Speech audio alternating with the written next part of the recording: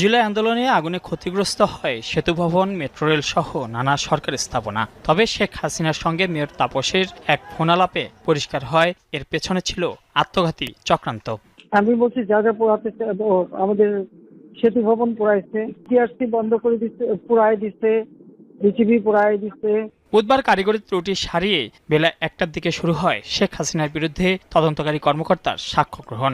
জবানবন্দিতে বিশেষ প্রসিকিউটর জানান, national telecommunication monitoring centre NTMC থেকে 69টি কল রেকর্ড ও 3টি নম্বরের সিডিআর সংগ্রহ করেছেন তিনি। আদালতে শোনানো হয় শেখ হাসিনার সঙ্গে ফজলে নূর তাপস, মাকসুদ কামাল ও হাসানুল হক ইনুর কথোপকথনের অডিও ক্লিপ। যে সত্যিটা পাঠানো হচ্ছে, হ্যাঁ, হেলিকপ্টার দিয়ে সোজা বম্বিং করা হবে। আচ্ছা, ঠিক হ্যাঁ, হেলিকপ্টার যাচ্ছে উপর দিয়ে মারবে। এই ফোনালাপ